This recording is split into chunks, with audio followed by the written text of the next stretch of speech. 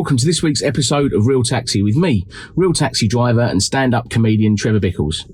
We're back. We've had a bit of a summer break, but we are back and we're really looking forward to the next couple of guests we've got coming onto the show. Now, before I start, I just want to say to all the people that have subscribed to my channel and anyone who's viewed any of the other videos, thank you ever so much. I really, really appreciate it. And if you're new to the channel, why not hit that subscribe button? It would really, really help me and you to keep you updated with any future Real Taxi shows. Also, if you can't watch the YouTube channel, why not head over to Spotify or Podbean, I get that right, or Podbean, where you can find the Real Taxi show on podcast. So maybe if you're out on the road, driving about, sick of talking to your partner and you just want a bit of space, head over to the podcast station where you can hear me and all the previous shows and this one there. Anyway, that's me waffling on. Let's get started with the show. Today's guest, well, where do we start? This lady is everywhere at the minute. She's doing everything and she's a mum. I don't know how she does it, right? So, without further ado, I'm going to introduce to you, I just hit the horn then, did you hear that? Without further ado, I'm going to introduce to you the wonderful Laura Smyth. Hello, Trevor. Thanks for having me. Hey, morning. How you doing? Well, feeling good. Feeling bougie in the back of a black cab. It's the only way to travel. Bougie. I love that word, bougie. It is, isn't it? Right, so, I was say, how you been? You've not been too well, have you? Oh, don't. Well, yeah, let's start with the shit, shall we, Trevor?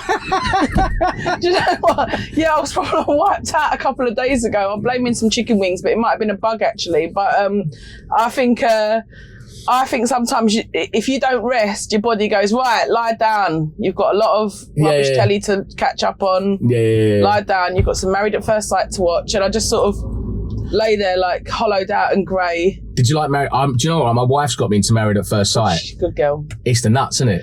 Oh, it is all nuts. I'm obsessed with Paul C. Brunson. You know, he does Celebs Go Dating. Any dating show, I'm there. It's what I like to call any old shit I like to watch. Just everything, you know, ITVB, caught up on Tommy and Georgia Baby Steps. I love it all, basically. Because you know what it is? Life's hard, isn't it? So you want to watch something that you can switch off and enjoy. So that's what I think. Do you know what, right? You and my wife were getting on like a house on fire, right? Was it TLC? ITVB? Oh, she's all over that. Dr. Pimple Popper, are you mad? Oh, she loves Dr. and 90 Day Fiancé. Oh. Do you know what, right? I have got into 90 Day Fiancé, right? I love 90 Day. I won't lie, right? You know, at first, right, as a bloke, you're sort of going, what's this shit? I ain't watching that. 3 weeks in, I'm like, oh my God, is she back on again? I'm loving it. No, my husband draws the line at the Real Housewife stuff. I've done my Google research, or stalking, as women call it. You won Funny Women 2019. Yep. Absolutely brilliant. You was on the Jonathan Ross comedy show. What was it called again? The Comedy Club, yeah. Comedy Club, that's right. Yesterday, Tomorrow, Today. Yep. Alan Davis is Yet Untitled. Yep. Doorstep Netflix. Yep. And you're doing a voiceover on... I did the voiceover for Joe Lycett advert, and then I did a voiceover for a new dating show, One Night Stand. Yeah. That was lots of fun. So, yeah, mate, I've done a lot. Mate, do you know what? Does it feel like it's happened very fast as well? Well, yeah, do you know what? I almost naively went for it to be fast, if you see what I mean. I was going back to work after my third child and I just had this horror of like, this is 30 years. This is 30 years and I just sort of thought I have to go for it. I'd thought about doing it all my life. I'm obsessed with comedy. You know, like how with say something like music or any sort of scene, I'm the youngest of 6 kids. So for me, it was always like, oh, I like Bros because my oldest sister liked it. I like this because they liked it. You know, I got into hip hop because my brother did, got into grunge because my sister did, got into, you know, I never really knew, you know, what I was about. I just sort of was a tag along, I think, a lot. But for comedy, that would be the thing, especially within my family, that is the thing. You know what I mean? If it had to be funny, you had to be funny. And I was obsessed and I'd say all my life, all my adult life certainly, would have routines in my head. And you know those sort of fantasies you have when you sort of almost like go in bed and you thought, well, I'll have a little think about that, my little happy place, you know, wherever it is, accepting your Oscar or accepting your BAFTA or all those sorts of things that make you happy. It was always being on stage and I never really knew A, how to do it, or B, whether I'd have the balls to do it. Or and so I just think I got to this sort of grand old age of 37, and I knew Ricky Gervais started at 37, so I thought, that's late. I could still do it, you know. And you can still do comedy whatever age. And so you said, am I surprised how quick it was? I've worked very, very, very, very, very hard as well. You know, I was full-time teaching with the 3 kids, and I just wanted to go. I had my blinkers on. Do you know what I mean? And did you find, like, obviously because it kind of similar happened to me. You know, when you're in your 30, like you say 37, did you start at 30? 37. Like you started at 37, you've got kids, you've got a husband. Was it always kind of other things got in the way before you thought, no, I'm going to take the plunge? Or was it kind of, it was always in the back of your mind to do it? Because that's kind of how it happened to me. I was like, I worked as a chef for years, right? And I was kind of, I loved comedy, but life was getting in the way of me constantly. When I started the cab, it was like, do you know what? I've now got that little bit of an opportunity. Was it the same for yourself? No, I think for me it was always confidence and resilience. And I think that I had to do a lot of work on myself in my 20s. Yeah. And I think that there was a lot of, I had my eldest daughter, she's only 19, so I had her young, you know, I had her when I was 20, you know, and which, you know, not like gym slip mum, but, you know, young, before I'd really started life. And after that, and I was a single parent, and that knocked my confidence in the sense of like, it, you know, I don't think I realised the impact of that. Do you know what I mean? It was a lot of, you know, to be on my own. There's a lot of kind of, and you know, stuff that happened in my childhood as well. Not like, I don't want to like paint a tragic backstory, but you know, these things, they knock your confidence, and I was sort of didn't know where I was and what. And it took a lot for me to go back and study. It took a lot for me to become a teacher. Yeah. And I was, you know, in loads of temporary accommodation, and just this sense of, and I suppose it's just a human thing essentially, of I'm not good enough. I've got something to prove, or, you know, and I think that you can go through life where some people have that resilience, you know, a kind of mindset that they can take knocks and go, oh, okay, well, let me re-strategize. Where I think a lot of my whole sort of, I think my, not personality, but I think my hang up was, you know, you take a knock and you kind of go, you take it as a sort of value judgment on yourself. Yeah. Like, or like even a bit of criticism, you go, oh yeah, I am a piece of shit. You know, you know, that's like this sense of I'm not good enough. And I think the thought of doing something like getting on stage, and the horror, the thought of people not laughing, or something like that. I think it would have floored me. I don't think I'd have had it. Totally. And it, you know, I could be in meetings and be funny. I want to be funny. If I get to know someone, I'm going to find a way of being funny. If I'm dealing with a kid at school or my own parenting, I want to be funny. And I think there just gets to this point where you think you can almost ignore your real person. If all I want to do is just be a bit, if I can just take the fucking side view on any situation. Do you know what I mean? Like, you take the, because obviously I know what you're saying. Like when you want to be like accurate, you use comedy not as a cover, but as kind of a way of dealing with things. But you know, sometimes to know that, you know, you can still have a laugh, and the world keeps turning, and you know, all is not lost. And I think it is definitely something you use. But I think I didn't have, so it wasn't a case of life getting in the way. It's definitely me getting in the way. Do you know what I mean? And then I kind of finally got to sort of my late 20s, early 30s, where I was really sort of looking at myself. I was a teacher now in my early 30s. And then I was like, you know, my daughter was, you know, that was all fine. And then I think for me, I was sort of dating kind of really stupidly inappropriate people. You picked some bell ends, basically. You picked some proper bell ends. Yeah, but not really knowing why this pattern was, and then wanting to look at that and kind of, you know, working on myself, you know. And then I met my husband when my eldest was 10, and then I, you know, just all lovely. And then I'm teaching, and I've got more kids, and you know, for everything is tick, tick, tick now. I've got everything I want. But I had this overwhelming sense of, well, is this it now? Do you know what I mean? I'm a sort of overweight, late 30s teacher, buying clothes at John Lewis instead of eBay now, like, well done me. Do you know what I mean? Yeah. And it feeling very restrictive, but that was a horrible thing to admit, because you're almost admitting you're dissatisfied with your life. And I think, you know, I'm in sort of social housing still, you know, and you know, this idea of like trying to get a deposit together for a mortgage, even if we could do that, then what? Then we're tied to this mortgage for the next 30 years. And it all just felt like almost it almost felt like I had to jump. And me and my husband, we use the phrase like rolling the dice. You know what I mean? He's been in a band since he was 13. He's always done like good covers and wedding bands and, you know, all that sort of stuff. And even him, he's finally writing and recording. Do you know what I mean? And we just said, we're just going to roll the dice, see where see what our talents can bring us. Do you know what I mean? And that was it. And then, so it was more okay. And you know what it is? It's like, I can go out for a gig and it could be meh, but I'm coming back to a very safe kind of base. I've got a base. Do you know what I mean? So, mate, I couldn't. Do you know what? How can I put it? I can relate to a lot what you say. Yeah. A hell of a lot what you say. No, generally, I can relate to a hell of a lot what you say, in a sense where when you've come from tough times, right? You've been to the other side of the tracks, as they say. Yeah. You've seen it hard, right? And when you start climbing out of that, right, and you start getting to the good parts, and you think to yourself, do you know what? Is this all I've got now? Yeah. You know, is this it? I've grafted. I want to do something now. I want like to you graft for normality and good stuff. Yeah, but I think that's the thing. You've got most. It's great because it goes on to a question I was going to ask you a little while ago about in a bit about let's say working class comedians and comedy and dealing with backgrounds and stuff like that. Yeah. Well, we'll go to it straight away because I think this is perfect time. Basically, I think where some people may have been very lucky in life, where they've had the grounding, they've had the nice schooling, this, that, and the other, the nice life, and because you've got that stability, Yeah. you can then because it gives you that freedom to go and try and do other things because you've got that groundwork underneath. Yeah. Now, obviously, you've had, like myself included, so I can know where you're coming from. You've had to fight for that. You've had to fight to get that, just to get to that level of normality. You've had to go through like 10, 15, 20 years of rubbish to get to that normality.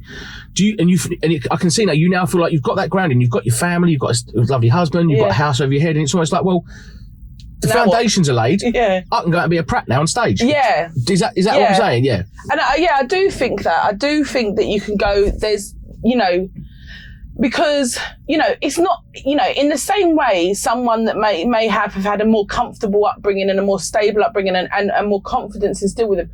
I can't speak for their experience. You know what I mean? That doesn't mean they can't have their insecurities and they can't have their own sort of stuff to deal with. No. So I know you're not saying that. No, I'm not saying that. But so what I'm saying is, like, but I do think my perception, especially like young certain people on the circuit in their 20s, like, I sort of think, wow, and I'm not mugging them off. I'm sort of like, the very idea that someone in their early 20s thinks they can go on stage and anyone gives a fuck what they've got to say. I know that sounds horrible because there's brilliant, funny, hilarious comedians that are just like, their craft is unbelievable. So for me, funny's funny. So I don't really draw a line in that sense. Totally agree, yeah. Funny's funny and people make me laugh. But I'm almost blown away that you go, oh, wow, like where'd you get that from? And I totally hear what you're saying. What I was kind of touching was more a sense of you feel in your life that you battled your way up to a bit of stability. Yeah. Whereas everyone. No, I won't contradict you, but yeah, that's 100% what it is, though. Yeah. I've got this grounding now and this safe place and a very sort of secure and just knowing who I am, really knowing who I am. And I love what you said about going and making a prat of yourself, because I really think comedy is about making a prat of yourself. Yeah, totally. You're the idiot. You know when people talk about punching up, punching down, when you're on stage, and you know, I did Logan Murray's course and he would say it as well, you're the target of every joke. You're not, when you stand on stage, you're taking an idiot's view of something in the world, your particular idiot view of something. You're going, never guess what my wife said. Your wife's not the, I talk about my husband, your wife's not the target of that joke. It's you as fucking idiot husband that's the, do you know what I mean? Like, you're the jester. You're the jester. You're the comedy. Make it about, I made a picture of me when I was a kid, and I looked like Garth from Wayne's World, right? Genuine, right? I had glasses, long hair, right? And I used to hold that up, right? And you could always tell the audience if they burst out laughing, I thought they're up for this. If they went, I thought, damn. Yeah. You're not meant to do that. You're meant to belittle me. You know what I mean? But I don't know about you. I'm gonna say it. I'm gonna say it, Trevor. We're not exactly slim. No, not at all. So even that, like, do you ever make jokes about your size or weight much? My first joke's about me. About my your weight. First joke's about you. And that's a defence mechanism, is it? And I definitely did it. I used to do it a lot more where like when I started, because there's that little bit of like, oh, I'm going to say what they might be thinking and I can make jokes myself. But you know what? They're not thinking that. They're thinking you're, you know, I mean, you're not like flipping, you know, cut out the house size big. Do you know what I mean? Like, do you know what I mean? They're just taking you, do you know what I mean? They're just taking documentary big. Yeah, you're not TLC documentary big. But like, so they almost don't want to hear you kind of being negative about yourself. And that's what I've had to learn, that they want to, you know, and you, so there's an element of like, I mean, and you know what? People have to feel safe to laugh. And I think, do you know what? I totally agree. I think that's why I think it's good for comedians as well, no matter who you are, what you are. It's almost, they do teach us on courses as well about dig yourself out first. Yeah. Because it gives the audience confidence to say, well, he doesn't think he's up himself. You know what I mean? This guy's confident in himself. Or girl's confident in herself. To turn around and make a joke about himself. It kind of gives the audience, I feel, a bit more kind of, they relax a bit, you know? Yeah, but I think it's the same, you know, I was like, obviously I've just stopped teaching, and it's the same with teaching, you know, if you make a joke or go a little bit kind of out there in a lesson, if you're a very new and inexperienced teacher or broaching difficult subjects, and you will broach difficult subjects in comedy and teaching with kids, unless you're very confident and sure of what you're about, the kids feel unsafe, because it's like, hang on, who's steering this ship here? Yeah. So you're doing the same thing with an audience. You're letting them know, look, don't worry, I'm steering this ship. So we're going to go into this territory, and you're going to trust, and you've got to let them know you're funny, because then they're trusting you that this is going somewhere. Because there's nothing worse than a new comedian that wants to be some sort of edgelord, but they ain't got the talent, skill, ability, basically. Yeah, so don't go there. And then that's a very unsafe place. And there's nothing worse than being in an audience, you know. And I mean, you must have, you know, friends and family that come and see you and go, oh, I couldn't even enjoy it. I was so nervous for you. And then, so that's different. But then, you know, when the whole audience is like, I don't trust that this person, that's why getting an early laugh is important, isn't it? Like, yeah, always. Because then they go, oh, I can trust that this person is funny. And even if they're steering me in where they're going with this, there's still this kind of happy anticipation that they're going to take you somewhere with a punchline. You've built up the confidence at the start with them. You've gained their trust almost. So if you do tend to sort of view it that way or that way or that way, they can kind of go, whoa, where's he going with this? And you can feel the audience. You can feel them kind of go. If they're going with you, stick with it. If they don't, you almost make a joke of it, and sort of so this. I'm taking the wrong direction here, and I bosh and turn it around. Yeah. Now, you mentioned about being a teacher. Do you think that's helped you? Oh, 100%, because, you know, in terms of who I was in my NQT and newly qualified teacher year, in terms of what teaching gives you in your training and your first year, you know, it's so awful how it basically tears you down and builds you up, because you've got to deliver to these kids. You've got lots of variables in the room. You've got different audiences, essentially. You know, how I would teach a small, you know, year 7 class, they probably haven't even got the same teacher as who I would teach in year 11, year 10 of a rowdy. You know, you've got bottom set, top set.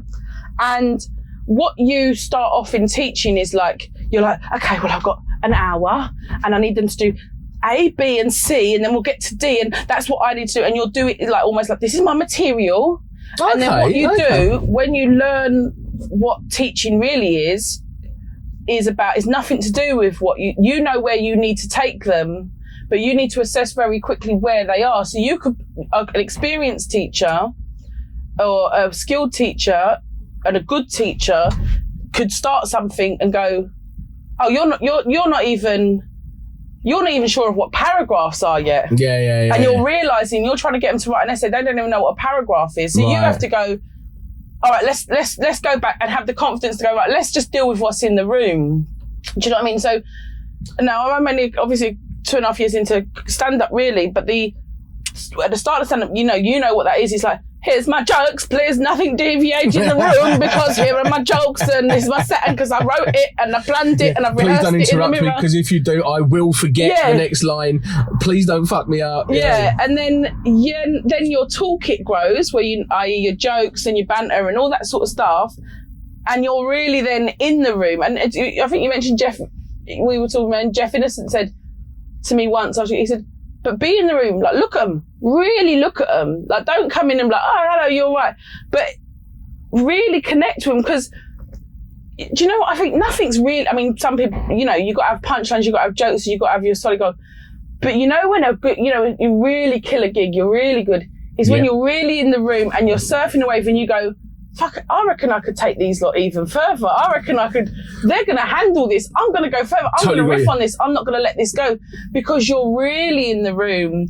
You're really, and you know, when you say something, I told this awful joke the other day, something about I've got 2 girls and a boy, and I was in a room, and this, it's a joke about, how much my son's obsessed with his willy, you know, understanding, you know, and I sort of told this sort of joke. All young lads are. Yeah, no, exactly. And then I was talking about how my daughter was like, you know, anyway, it was a bit off key. Yeah. But this glass smash, someone got up with this glass smash, and I went, oh, and Nonce couldn't handle that joke, yeah. And then the whole place erupted, because you have to reference what's in the room, you have to come, or you have to say what people, and I was also like referencing how awkward like that my weird material was, and it all kind of broke all this tension. And I think so in that sense, when you say about being in the room, I learned that early on, in a sense where you can get up, stand up, do set, talk, walk out, they've laughed at your jokes because they're well structured, sort of thing, and that's it basically. But I watched some great comedians, like Ross Smyth does it. And I think Ross Smyth is brilliant at this, right? He'll sit there before the set and he'll write down everything about the room. Oh, really? I've seen him MC very, very, very well, so it's good to hear his technique. I'm just my grasping his technique up there. Have I just let something out the bag? Oh, right, no, it's all right, Ross. Ross, don't watch this, mate, right? But he does, and I think Ross Smyth, I love him, right? And hopefully we'll have him on the show soon, because he does it brilliantly.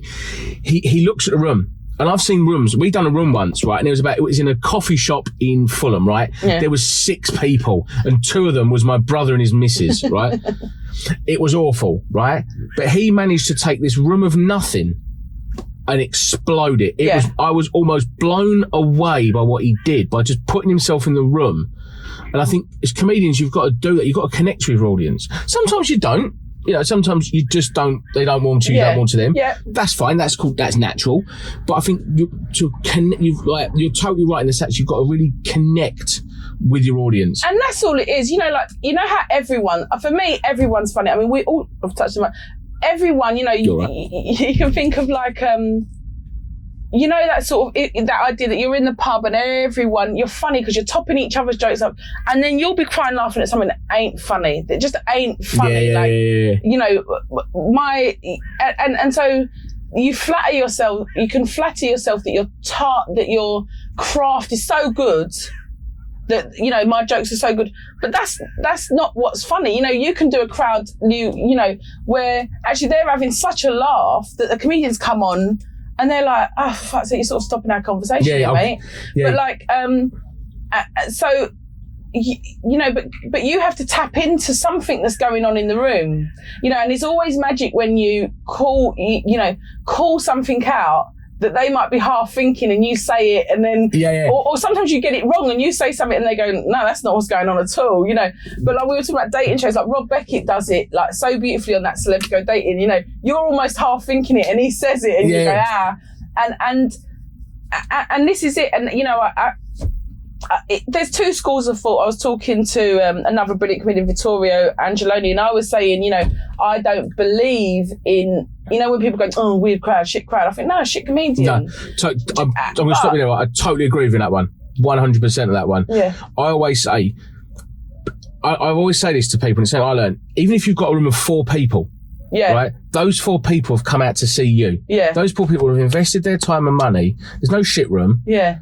Play to them. Yeah. I mean, that's a challenge. To me, that's a challenge. Make 4 people up. And I struggle with much smaller rooms than big rooms. And you know, when people come away from a big room, oh yeah, I killed it. You think, anyone, you know, I mean, I've done a gig before, you know, where the MC is so solid, I think the flipping cleaner could have got up. You know what I mean? The toilet attendant could have got up and fucking filled the room. You done Latitude. Yeah. How was that? Yeah, well, I was in the Outpost, which was small, but I had a big crowd there. And I loved it because I always think, because, you know, Latitude's sort of famously a sort of Radio 4 middle class sort of crowd, isn't it? And certainly the people that come and watch the comedy. And for me, I just think, right, tick, I've got them on side 2. Do you know what I mean? Yeah. And I just really, really enjoyed it. And and again, you know, I've delivered assemblies or had to flipping shout over a playground. You know, Oh no, and I did Leeds and Reading, and that was even tougher because that was just sort of like little 12-year-olds that just come into the alternative tent basically because they've done too much and just need to get chill out. So they're off their nut and there's something to sit. Yeah. So you really have to bring it to them. But I just think, comedy is about tapping into like truth and universal truths, and I think that some people think that to be original they've got to say something that's not been said before, but I don't believe that because I just don't think human nature's changed. I don't think human nature's changed at all, and I think that some comedians, maybe younger comedians, can sort of naively think that, hey, I'm going to have this take on it because it's original, but it's not true. No, it's not true, and I don't even believe that you think like that. Do you know what I mean? And you say things that are quite grotesque, but when you're brave enough to sort of admit a truth, like that's like, let me just admit a truth that... Go on, admit a truth. Anything. That you want to kill your kids, that you want to, that you... Your missus does drive you fucking mental sometimes. Or when you've tickled a crowd, or do you know, like... Or I think that's a fun example. I think it's just basically admitting a truth. It's as simple as that. Once you've people recognise it. People want to feel relatable. You mentioned before about obviously Rob Beckett was sort of saying stuff on his show where everyone's kind of thinking it and he just said it. Yeah. It's like that in life though. When you have a friend and we're all kind of thinking something and you get that one friend who's a bit outspoken that says it. Everyone, I don't know anyone that kind of goes, I'm glad you said that. I always think, but some people don't want to say it. I mean, this is, and you can take a risk with that because it's a stupid example, but we were once we were holidaying and then we were up in the mountains in Austria with friends, and someone said, I think if you go this way, I think there's a good waterfall. And we weren't sure the whole way, but we went, it must have been close to an hour sort of schlep going the wrong way, to only to come to a dead end, no waterfall. It was just a nightmare, And people were all being polite, like, oh no, fine, let's just do this, and I'm just thinking, oh, do you know what I mean? Then we got to the end and finally had to give up the ghost, and I went, oh well, at least it was shit and annoying while it lasted. Do you know what I mean? And then everyone bent double because, when you're on holiday with other people and you're being polite, and everyone was just thinking the same thing. Everyone was like, what the fuck are you doing? It's kind of become a bit of a phrase of just like, and sometimes you just got to call things out. And mate, I tell you what, that has been one hell of a chat. I've loved it, mate, seriously, right? I've loved that. I've proper loved that. Guys, we're going to go to a short break now. But when we come back, we're going to play my favourite game and ask Laura the question that I love to always ask. Tell us about your craziest or worst gig experience. See you in a minute.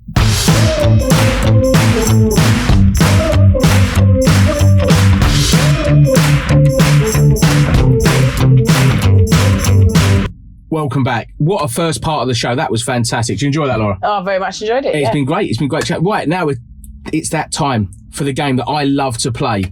It's time for How Much Is That Celebrity on Cameo?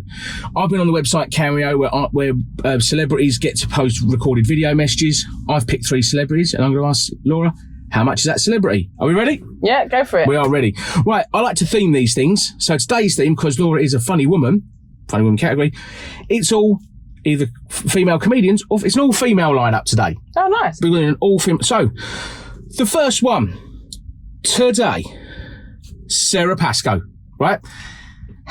So is Sarah Pascoe £19, £29, or £39? Oh, is she on Cameo? She's on Cameo. You'd be surprised who is on. Trust me. There's some people on there and you kind of go, what the hell are you doing on Cameo? Do you know what? I've met Sarah Pascoe. Yeah. She's bloody nice. Yeah. And she's making paper elsewhere. Yeah. She's not short of a bob or two. My instinct is that she would have gone maybe cheap because she's nice. She was somewhat 19? Oh, I don't know. No, she's, I want to say 39. Should have trusted your instinct. It's not. Sarah Pascoe is 19 quid. Yeah, but I knew it because she sort of do that stuff to be nice because she's bloody lovely. That's why. £19 for Sarah Pascoe, people. £19. Oh, see, I was right. Can we take that as pretend it was right? Because I was right. But I didn't want to do her a disservice. We're going to move on to the second one. Someone who's supposedly funny. I don't find funny. Miranda Hart. Go on, what's the same options? No, I'm going to... Miranda Hart, right? Is she £100, £150, or £200 for Miranda Hart. Me personally, I'm not a fan of hers. I think she just sounds like she just makes noise and goes, "Boo." That's literally her. There's no comedy there. It's just, "Boo." That's it. Right? Well, maybe if we're going back to, our class war. These bloody poshos. I'm gonna go 200. No, 150. 200. I'm gonna go £200. No, what are you gonna do? £200. I'm trying to. Oh no, 150. Is your final answer 150? £150 is my final answer. The answer is £150. Yeah. She's got it. I knew it. Trust your gut. 150. 150, yeah, I knew it. Do you know why? Go on. Because I know someone, I think Carol Baskin's about 150 quid, isn't she? She gets Carol Baskin 150 quid. Yeah, I think so. So I thought, well, that must be top whack, because if you wanted anyone, you'd want fucking Carol Baskin, wouldn't you, for jokes? Right, so we're going to go to the final one. Go on. Right, now the final one I always like to give an option for. Go on. Right, so you can either have EastEnders or Hollyoaks. We're going EastEnders or Hollyoaks, people. Oh, do you know what? I don't think... I'll have to go EastEnders. Come on, we're sitting in the East End. We're sitting in the East End. Come on. Rita Simmons played, was it Roxy in EastEnders? Who? Rita Simmons played... Roxy. Is it Roxy? It was Roxy... the Phil Mitchell sisters. Yeah, Phil Mitchell, yeah. Do you know her? Because if you don't, we'll go into the Hollyoaks one, you might know her. No, I don't know. I don't know. I wouldn't know anyway. Go on, Right, Roxy. I know Roxy. I know that is, but I wouldn't know the actress's name because I'm daft. I don't normally do this, right? I'm going to give you the Hollyoaks one and you can choose, right? All right, go on. You can either have Georgie Porter. Oh, I know who Georgie Porter is because she was in Celebs Go Dating. We'll go Georgie Porter, people. We'll go Georgie Porter, right? Jesus Christ. Fuck, so why do I bother with these options, right? Why do I fucking bother? Go on, all right. Go just right. dating shows. Right. Is Georgie Porter £15, £25 or £35?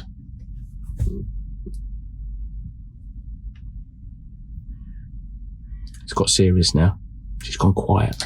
I'm going to do the tipping point kind of, if in doubt, go middle. So I'm going to go my tipping point approach, which is £25.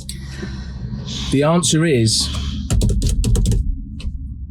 £15. £15 for Georgie Porter. You got 1 out of 3, which means you've joined the one club. I think the one. But I feel like my instinct was right about Sarah Pascoe, though. Should have trusted your gut I for that. know. Should have trusted your gut. That's my main instincts in life. We've got a leaderboard now. You've joined the one club. I think if I can remember rightly, because I've not got it to hand, you've got Fiona Ridgewell on there, Jake Steers, Ali Woods. Still top of the leaderboard. We've got Dave Alfie Ward on 3. So we should have it on the screen now for you. Don't care. There's honour. There's honour in being bottom of that list. It's what we call anger and I can't even say the words now. Sore loser. I'm joking. I'll have it. Don't care. I'm not bothered. Right. You know what? I'm not bothered because I'm turning 40 soon, and Sarah Pascoe's going to do me fucking cameo. So I'm going to buy it myself at £90. I'm going to buy you it for fucking. I'll buy it for you. I'm going to send you that for. Let me know when your birthday is. You're worth more, Sarah. I'll even get her to the message saying you should have got my fucking answer right. Right. That was brilliant. That was fun. Now we're on to the final part of the show. The question that I love to ask all stand-up comedians. So, Laura, tell us about your craziest or worst gig experience. Laura. So, yeah, my worst gig, and so basically I was getting ready for the semi-final in Funny Women, and I'd done really well in the heats, but I thought for some reason I just felt like I want to do a different 5 minutes, like for the semi-final. I just thought, I just wanted to do that. So I had stuff that was going well, and I thought I just want to give it one run, this 5 minutes before this semi-final. And the drummer in my husband's band, really cool guy, and his girlfriend, they came down to watch me. And it was just sort of a fairly quiet night at the Cav, and I sat there just so, because I had this big gig coming up at Dingwalls, the semi-final. I thought I was so sort of blasé about this gig, watching people get up, okay, whatever. The crowd weren't giving anyone much. Yeah. And I was just sort of just waiting, quite arrogant really, if I'm honest, about going up and doing this 5 minutes. I had a couple of people that I knew there, so that was exciting. They'd never seen me do stand-up. And I got up just to basically trot through it, like as though, let me see how well this kills, yeah? Yeah. So that's how arrogant I was. I didn't have any adrenaline, any anxiety about the whole thing. I just took it as a walk in the park. Yeah. I got up, started, and got silence. Ooh. And I mean silence. And I'm going to be arrogant enough to say I've never had silence. I've done new material before where they weren't sure about some stuff, but won them over in the end. Like, properly, is this microphone on? Sort of. Like, is the microphone on? Oh, I can feel it. I can feel it. Like, and it was awful. Like, and just mortifying that, you know, because I think that's right. So my son's christening must have been a couple of weeks before. And they were at the christening, this friends of ours, and you know, it was probably like, you've got to go and see Laura. Oh yeah, and I'm telling them what gigs I've got. Yeah, you've got to come. Oh no. You know, big up. And they came. It was it's embarrassing on a personal level. It was weird because then it just sort of short-circuited me about what am I actually. What was that? Do you know what I mean? But do you know what's funny? I had to reflect and go, I mean, I might have had a polite laugh towards the end, like maybe that. Now, usually I just hate meh gigs, because if bad gigs are a story, meh gigs, like, yeah. You know, are worse. How was it? Yeah. Yeah, so I kind of just, but also it just made me short circuit where I was like, how the fuck do I think that's funny? And I really had to sort of dig deep in terms of committing to that material again for the competition. I didn't have another gig lined up. So I kind of had to just trust that it has worked before, it is funny. And I had to reflect also, you know, I think I saw Eddie Murphy say it in, you know, the comedian in the cars getting coffee. Yeah. Which is a blatant rip off of this, let's face it, fuck's sake. I've not ripped off anything in this cab. Right. There's a lot of fake taxis out there. This one's the real deal, though. So I kind of properly. Yeah, so Eddie Murphy said, you know, you've always got to have that little bit of doubt. You've got to have doubt about your material, you've got to have a doubt about the gig, you've got to have that little bit of adrenaline that basically, I think, and he's right, you've got to get up not sure whether it's going to go well, because the minute you think, I've got this, smashed it, let me show them how it's done. Yeah, it's bollocks, isn't it? It's easy. It's easy. Fuck them, they'll love this. You rightfully fall on your ass, because I don't know why you need that adrenaline. And like, I'd never drink before a gig. I always have a drink when I MC because it's funny, but I never drink before a gig because you need adrenaline. Do you know what? You need adrenaline, and drink quells that. And people go, oh, I'd get up if I could have a good drink or something. No, you'll be shit. You'll be embarrassing. It's a bit of a name. We're name dropping a few people, but I'm going to name drop someone. Bobby Davro told me this, right? And he said to me, you get that bubble in your stomach. He said it's that butterflies in your stomach. Yeah. It's that it's that feeling before you go on stage. Yeah. That kind of butterflies. That kind of, oh my god, it's like a roller coaster. You know, when you're sitting there thinking, oh fuck, it's about to start. Oh, here we go. And to me, that is what. And I get scared if I don't get it. So I can be sitting at a gig, not bored, but you know, just waiting for your turn, or not really paying attention, or just sort of like you're waiting. And if I don't get that, I'm thinking I'm going to bomb. I do exactly the same. I'm sorry, right? I swear on my life, right? I do exactly the same. 100%. Yeah, and then when it's really bad, it's incredible. And then when it's really, really bad, it can throw you the other way, because then you'll still stay in your head. And if it's really bad, I always go, as long as I can do one deep breath on my diaphragm, as long as I can get that full. Okay, it's good adrenaline, because bad adrenaline, you know, you stay in that moment. But yeah, and it was just a lesson in a little bit of arrogance to me, because I mean, when it then got to the actual semi-final, like the nerves were excruciating. Do you think, in a sense, that was the best thing to happen to you? Because it brought you down to earth, ready for the big gig. If that makes sense, you needed someone to kind of go, get yourself down to earth, focus, mind in. You haven't done anything yet, and it was kind of, it almost, in a bizarre kind of way, was the best gig to have before that. Yeah. Because it was an absolute kick in the teeth for you to sort of wake you up and go, Yeah. You're not there yet. But what else it gave me was made me unsure, because I really thought, I don't want to do that material, but just this little, because we were talking about gut instinct that I obviously didn't use in my bloody cameo game, which burned me for weeks. Sarah Pascoe is going to be the bane of your life now, isn't it? Look at her fucking 19-pan mug. Yeah, because it made me go, no, I'm not going to do that. But I just had to trust my gut. I said, there was something telling me, now do it. And do you know why it was good to do it? Because I did something different in the semi-final. So then when it came to the final, I thought, what am I going to do? And what I did was my original 5 minutes, but like polished fuck. Yeah, like it was almost tight. Nothing near the first 5 minutes I did. It was like lean. The fat was taken off. It was like bang, bang. Do you know what I mean? Yeah, bang. Yeah. So, it was just a lesson in, I mean, in that walk, we all walked to the station together with the drummer and his girlfriend and all that. I was like, and if there's anything worse, tell me I would rather have a comedy mate in the audience mugging me off and laughing at how shit I was than someone politely going, oh, no, it was not, I mean, I really like that bit. Yeah. Because, deep polite down. laughter, polite, consoling fucking talk afterwards is, you just feel like lower than low. You're such a little turd on that feeling. It's like when they go, it was all right, wasn't it? And you kind of go, oh. Well, no one did well. No one did. But you know what? No one did do that well at all. And it was really hard work. And then, even the MC was lovely. He was like, no, it's probably my fault. It was just one of those kind of dry nights. But do you know what's really funny is the worst gigs are when the crowd are so up for it and you don't deliver. Yeah. And they're almost looking at you like, we really want to laugh. You're like, we're up for this, but you're just not holding it, and you're kind of going, fuck! Yeah, and everyone else is killed. And I did Jamie Allen's Love Shack, and I just didn't organise myself. I don't know what I was doing. I was chatting with other comedians.